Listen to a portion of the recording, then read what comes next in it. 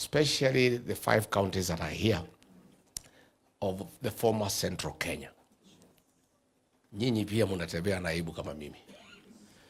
People are blaming you. Sindio? So you are being blamed. Nyinyi ndio mlituletea Ruto. Sindio wanasema? Na mimi pia wananilaumu. Sasa watu ya kulaumiwa siwasugumuse. Mimi na nyinyi ndio tulalaumiwa. So maybe and everybody is blaming the Church of Christ and the Rigiji. My part, I have accepted pahali nilikosea. And I'm doing everything possible to correct the mistake. Pia nyinyi nataka tuungane. We correct the mistake together. But sometimes I also give myself comfort. I blame myself, but then I give myself comfort. After analyzing who we are, the people of this region love God. They fear God. They believe in the Lord. Anybody who professes his love for Jesus Christ, tunampenda tu automatically. Sindio? That is how we were called. Nafikiri huyu jamaa alitusoma, akajua tunapenda Mungu. Sasa akajificha na Biblia. Akakuja makanisani yetu kila Sunday. Saa ingine alikuwa anatoka hii anaenda karibu kanisa 4 same Sunday. For 9 years. Hatugeepuka. Sasa tukasema huyu jamaa, the way he loves God, the way he is giving testimony, I think as Christians we need to walk with him. And we were convinced that for the first time in the history of Kenya, the Church of Christ has a candidate for president. So tulimpigia yeye kura kama candidate wa kanisa ya Kristo. Si ndio? That is how we got deceived. And that is how we put this country into problems. Kenya iko kwa shimo. Mimi na kanisa ya Kristo tuliweka Kenya kwa shimo. Sasa nyinyi najua mnaomba. Najua, I know you are praying. Continue praying. Lakini pia on top, muongee na washirika wenu. Tusaidiane turekebishe. So that we restore the country. So that we get sanity, we get prosperity back to where it belongs. Nobody can believe, nobody, no Christian can believe that William Ruto, who was elected by Christians, could organize goons and police to attack churches. Hakuna mtu naamini mpaka wa leo. People are in shock. This was a man in church every Sunday.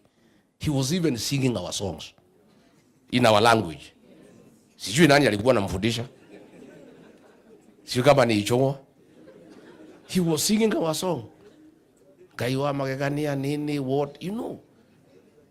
The man becomes president and turns against the church. To an extent that he sends goons and police to attack the church. To discredit the altar. Nobody believes. Na nimeambia watu yake, ile yote umefanyia sisi.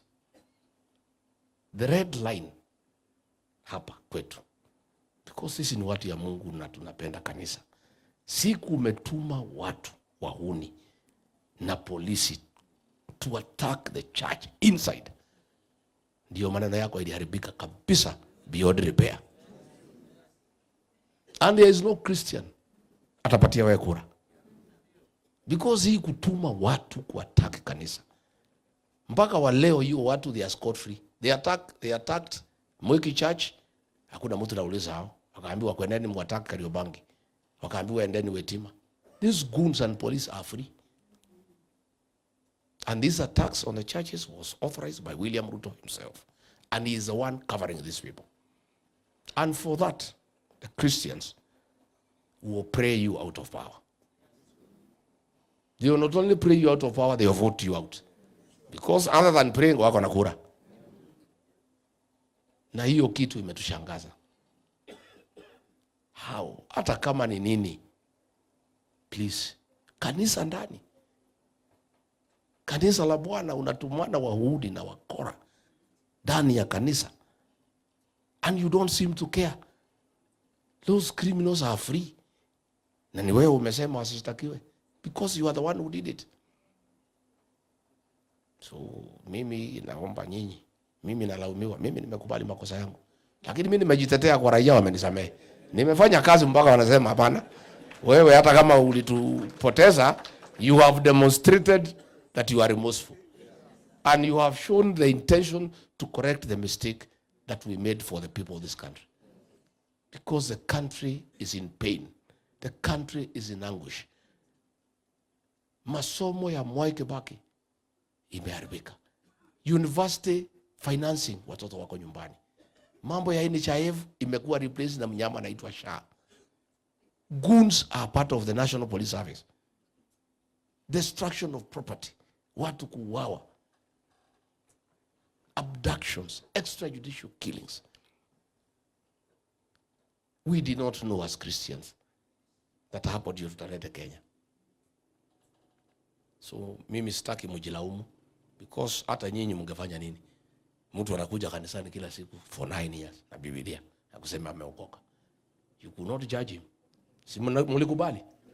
Sasa msijilaumu tena, tusaidiane turekebishe. Turekebishe. We cannot keep on crying that tulifanya makosa. Hata nimeambiwa tu sasa sitaomba msamaha tena. Sasa mtupatie nafasi turekebishe. And tutarekebisha. We are going to rectify the problem. We had an MOU William Ruto signed with the church. Si aliruka? Hakuna, there is not a single promise that he made with the people of Kenya that he honored. An MOU was signed at the current residence by 1,000 pastors. I was there. He committed several things. Mambo ya kanisa, registration of new churches, he committed. Mambo ya waiving of stamp duty for land bought by churches. Mambo ya musical instruments for the church to be duty free. All those things he committed. Alipoingia, ameruka. Not just the church, ameruka ya kila mtu. So, we will rectify this problem. You know, hapa kwetu wanasema kufanya makosa si mbaya. Shida ni kurudi? We'll correct that mistake. I want to say thank you very much, good people. Continue praying for this country. Bad as things are, God is still in control. And I want you to continue giving hope to our people. Wasikufe roho, tafadhali mtusaidie. Because if they give up, we'll have a lot of problems.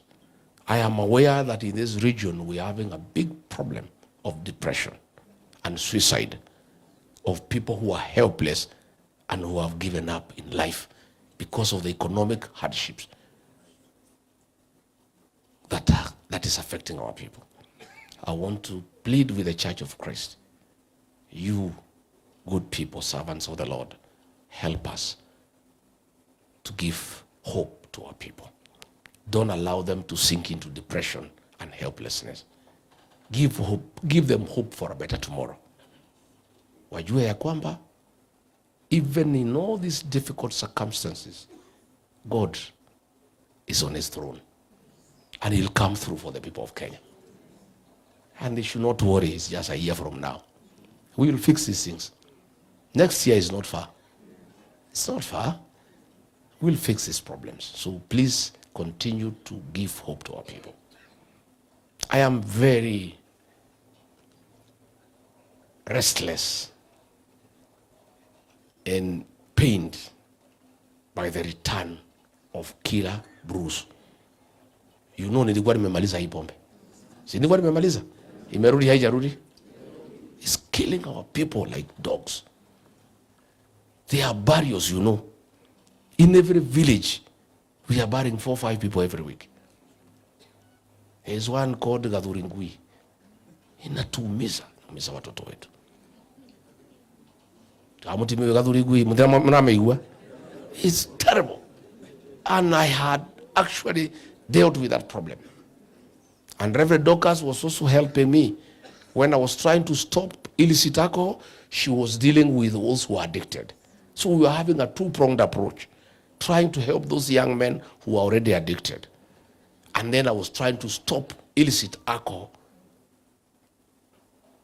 that should not be available to our young Kenyans. Hiyo yote imerudi. God willing, Mungu akitusaidia, mwaka ujao tutapata serikali, we'll deal with that problem once and for all. I'll deal with that problem. Because I dealt with it, 70% I was successful. It was remaining 30%. Na huyu William Ruto akatumia Kindiki, akasabaratisha hiyo program ya pombe. Hata jana tulikuwa tunamuonea huruma vile anapigwa, vile anahangaishwa. Lakini when I remembered alisabaratisha vita dhidi ya pombe, nikasema ni sawa. Because sasa watoto wetu, they are back in the trenches. Homes that ilikuwa imesimama, hao wote wamerudi kwa pombe. It's very painful. It's very painful. That a man we elected as president, roho safi, ametuumiza na watoto wetu. But we'll correct the situation. Mimi nataka nikimalizia kwa sababu sitaki niongee mengi. Niseme Olkalau. Why is there celebration in Olkalau, in the mountain? Everybody is celebrating, true or false? Naambiwa wengi hamu kulala mlikuwa mnangojea matokeo. Why? Why was everybody in this mountain waiting for Olkalau? The reason is simple. Our dignity as a people. Because our dignity has been eroded. Siku tumeona akina mama wanapigwa laini na watu ya Ruto. Kutoka asubuhi mpaka jioni wanapewa maharagwe kilo 2. Na wako pale wanangoja. Tuliona siku moja Katundu mchele imewekwa kwa mchanga. Mliona? Then watu wanachukua. Just to demean our people and make them feel helpless and useless. When our churches are attacked, there's nothing we can do.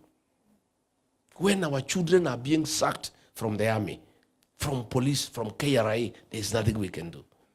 When we are being abused, called hyenas, called tribalists every day.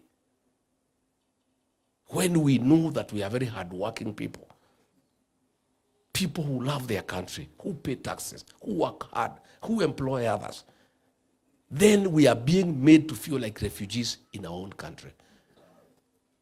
So, the Mulima nation was looking for an opportunity to restore their dignity. And God sent the people of Olkalau to do that for the rest of us.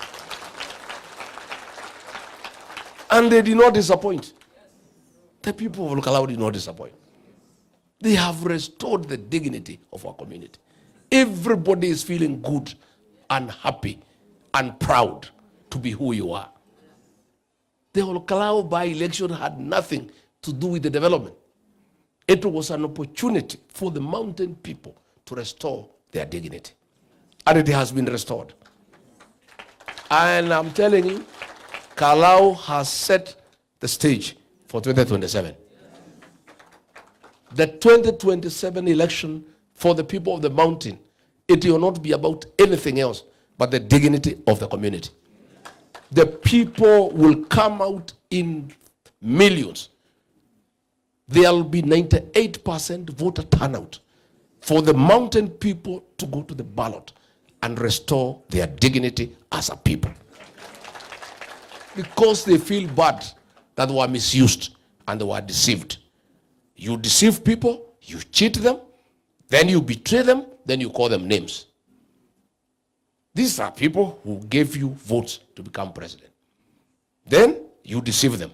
All the things you promised them, nothing. You have done nothing. Development projects, nothing. Barabara, nothing. Water, nothing. Electricity, nothing. Then you destroy NHIF. You destroy education system. Then you betray them. You mobilize everybody else to gang up against them. Then you sack their children from the jobs. Then you demean them and humiliate them. Then on top of that, you abuse them. You insult them. You gather leaders to abuse the community, to call them all manner of names, to make them feel small, to make them feel useless, to make them feel helpless. These mountain people are waiting. They have a date with destiny. the dignity of the mountain people will be restored fully on 10th August 2027. And they'll come out in millions. Wacha hilo walikuwa nasema dhuraku. I don't know how we are going to coin this one. Ni mambo ya dignity, si ndio? Heshima. Sisi tunaweza kama maskini, it's okay. We used to walk barefooted. We used to stay kwa nyumba ya nyasi. Lakini tunataka heshima. Na mzungu alijua, si alikuwa hapa? Mzungu mweupe, wacha wewe mtu mweusi. Mzungu mweupe alikuwa hapa. Na alikuwa na nguvu kuliko wewe. Alikuwa na ndege na nini na ni mweupe. Hao watu wakamuonesha kivumbi. Moi was here for 24 years. Akaangaisha hii watu, walimuonesha kivumbi. Sasa wewe umelete madharau. This community, we must restore our dignity. And tumekubaliana. Na nikalau pongezi. Umetusaidia. You have set the standard on how a community can claim its dignity. Hiyo kijana walikuwa wanamuita chokora. Madharau. You know, mtu kijana amesoma mpaka university, ako na degree in agricultural economics. Wanamuangalia tu wanasema huyu ni chokora. Wakati akalau akasema, huyu ndio mnaita chokora. Ataenda bunge. Tutamsafisha, tumuvalishe, ataenda bunge hiyo ya kitaifa. That is how serious our people are in matters dignity. They may be poor, they may be having challenges, but they have absolute value for their dignity as a people. Na mimi naomba tusaidiane, tutafute heshima ya jamii. Sasa, hao watu sasa, I don't know what we do. KCC, for 5 months, milk farmers have not been paid. Wale wanauza maziwa Nyahururu, bado. Meru, wapi. Because they want these people to be beggars. Instead of paying them money for their milk, wanataka wakae wagojee 200 waletewe na mheshimiwa. It's an economic strategy to impoverish people so that you control them. But the people of Kalau have shown no. Pale. Hao Marere ndio wanamwambia pale Kalau. Hujaona mambo ilikuwa pale. Huyo kijana anaitwa Chokora aliwindwa na mawaziri 7. Principal Secretary 16. CEOs of parastatals 41. Wabunge 91. Magavana sijui 4. Polisi 2000. Goons sijui ngapi. Juu ya hiyo gari ya moshi. Juu ya hiyo meli. Juu ya hiyo gas cylinder. Juu ya hiyo mattress. Juu ya hiyo blanketi. Juu ya hiyo viatu. Lakini mtu aitwe Mungu, aitwe Mungu. Mungu aitwe Mungu. President mwenyewe ndiye alikuwa anafuatilia na deputy president.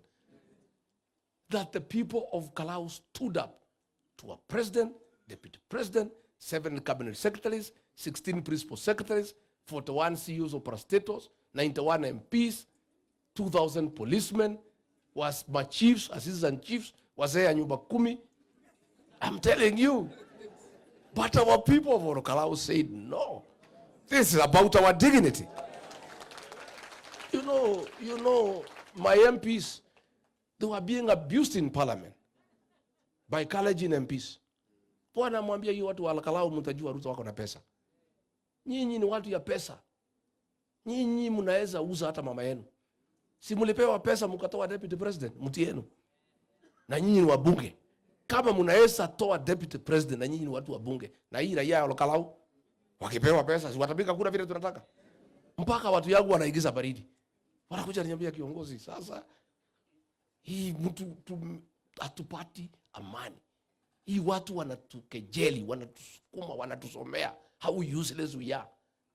And they are saying if they could give MPs and senators money to remove a deputy president from their own community, they can sell even their mother. Wakipewa pesa. Mimi nikaambia nyinyi msijali. Mimi ni mzee kidogo. Hii watu wetu mimi nawaelewa. These are good people. Na mtaniambia. Tukikaa wanaigiza baridi tena. Medho wanakuja hapa anasema kiongozi kuja unisaidie. Hii vita mimi ni mtoto ya 35 years. Nitawezana na hii watu yote na meli na gari ya moja na nini? Namwambia wewe kijana endelea. Hao watu wetu ni watu wazuri. Don't worry, I know these people. These people, dignity first, anything else second, third. But heshima ya jamii kwanza. Kura ile iliyopigwa. Pale kihesabiwa. Kamau.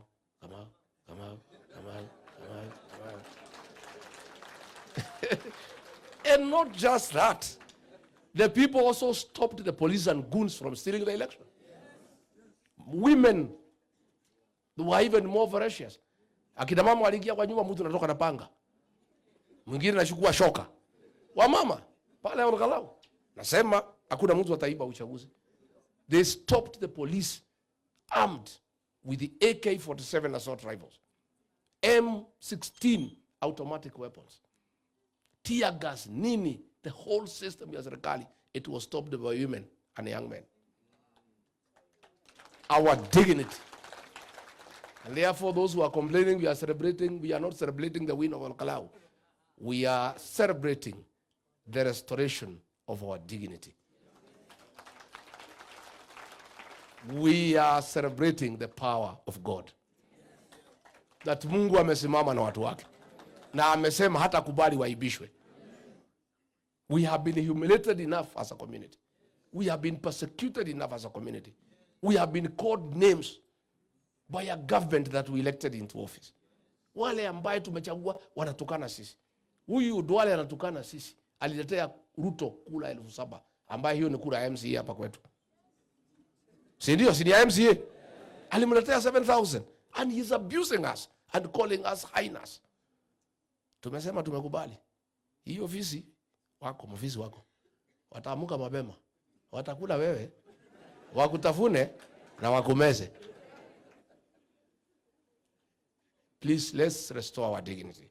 Nasema KCC, farmers have been paid for 5 months. I hear they want to buy it. We are saying no. KCC ilikufa wakati ya Moi. When Kibaki came to power, he revived new KCC under Eliud Matuamai na ikasimama. Hawa watu wanataka wakulima wakasirike, watoroke, wanunue KCC kwa yao. We'll say no.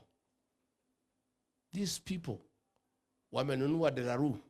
Delaru ni ile kampuni ya kutengeneza pesa. Na tunafikiria wanataka kutengeneza pesa ya campaign. Then kutakuwa na inflation. You know what Moi did in 1992 wakati ya note ilikuwa inaitwa Jirongo. He imprinted money and then there was inflation that almost brought the economy of this country down. I have been told unajua sasa wazungu wameanza kunitafuta. Wanasema ile mtu anasema ukweli ni Rigiji. Mkitaka tusaidike tafuta yeye. Sasa juzi hapa Nyanyuki. Iko askari wanaitwa Johnny. Iko program inaitwa Batuk. Hao watu ya Ruto, mtu anaitwa Nelson Koech na Ruto mwenyewe wakademand 3 billion. Ndio hii wazungu so that they can renew their contract waendelee kukaa pale. Wazungu wakataa. They decided to relocate to Tanzania. But then they love Kenya. So they wondered who can bring this matter to public attention. Akaambiwa kwa hii Kenya ile mtu anaaminiwa na watu. Akisema kitu watu wanajua ni ukweli. Wakiambiwa hii mtu anaitwa Rigiji. If he tells you your wife is pregnant, go and buy diapers. Na waanze kujipanga. Serio? So hii wazungu wakanitafuta. Wakanieleza we were to lose 500 jobs and the economy of Nyanyuki imeshikiliwa na hiyo wazungu wa Uingereza. We would have lost Nyanyuki. And these are my people. So when hii wazungu waliniambia nikaambiwa, nikaongea hiyo maneno. Immediately I spoke, Ruto akaitana, akaambia sign that contract hiyo kitu iendelee. So we have saved Nyanyuki. Na Nyanyuki yetu itasimama. Mimi nitaendelea kusema ukweli. Nataka kuuliza wazungu wote wako na shida wanitafute. Sasa wazungu wamenitafuta kutoka Jerumani. Contract ya kuprint pesa ya Kenya when the Laru ilifungwa ilipatiwa some German company. For the last 4 months, they have not brought any currency to the central bank. Because wanaambiwa, hiyo pesa inakujaga Nairobi. They are being told to deliver the money to Mombasa. Because iko pesa imekuwa printed over and above what the central bank has asked. Na hiyo pesa ni ya uchaguzi. Those Germans have refused. They have refused. Wanasukumwa sana na deputy governor wa central bank, anaitwa Susan Koech, that they should bring the money to the port of Mombasa so that some of the money can be taken aside. And the Germans have said no. Najua hii wazungu macha walituhangaisha hapa pia ni watu wangwana. They are very credible people. So we are asking William Ruto, please stop forcing the Germans to offload currency in Mombasa. Let the currency come to Nairobi and it to be documented that inaenda vile imeagizwa na Central Bank. We don't want you to divert money for your campaign because that will cause inflation in the country. I think ameona hii Laru because imefunguliwa juzi, it might take time. Na vile amenyolewa pale Kalau, he needs more money. Pale Kalau imetumia karibu 16 billion. Projects 14.5 billion, cash 1.5. Sasa tumehesabu pale kura moja ile amepata, moja ni milioni 3 kura moja. Sasa kwa hii kura ya Kenya, if he spends 1.5 billion in every constituency out of 290, we are talking of almost 400 billion. He'll have to print money because that money is not available. So we want to tell the Germans, please stay firm. Don't divert our currency to Mombasa. Take the currency to the central bank in Nairobi the way it's supposed to be done. Na hiyo maneno tutaendelea kusungumuza. Si ndio? Finally, you know, people are not foolish. You can cheat some people sometime, but you cannot cheat all the people all the time. Huyu my former boss alidanganya sisi yote, akaleta kitu inaitwa hustler versus dynasty, ya kupiganisha watu maskini na matajiri. Sisi kwa sababu wale wengi ni maskini tukaunga yeye mkono. He convinced watu ya Kenya ati shida yao ni matajiri. Shida ya Kenya si matajiri. Our rich people are very important people for our economic development. But he convinced us that the problem of those who are down is those who are up. So he brought a narrative called hustler versus dynasty. It has collapsed. Akareta ati hustler fund. Ati unapewa 500 uanzishe biashara. Which business can you start with 500? It has collapsed. Mekwama. Akatoka hapo. Alisema bottom up economic transformation. Ati mtu atoke chini aende juu. Ati mtu ya bodaboda ati atoke kwa bodaboda ati anunue Sienta. Ati atoke kwa Sienta anunue Nissan ya box. Ati atoke hapo anunue bus. Hii vijana ya bodaboda instead yao kupandishwa wakanunue Sienta, bei ya spares iliongezwa na bodaboda yenyewe ikaongezwa. Wakakwama. Si ndio? Haya, akaleta ingine ati pesa mfukoni. Ati watu wataweka pesa kwa mfuko. Kuliko aweke pesa kwa mfuko, ile kidogo ilikuwa kwa mfuko akafanya nini? Akatoa. All the things he promised ikakwama. Sasa juzi akaleta ingine uongo. Ati Singapore. Ati nataka Kenya ikuwe kama Singapore. You know, afikiria Wakenya ni wajinga. Wakenya akamwambia wewe, tumekujua. We don't want Singapore. Wewe tengeneza hapa Kenya kwanza. Hiyo ya Singapore ikakwama.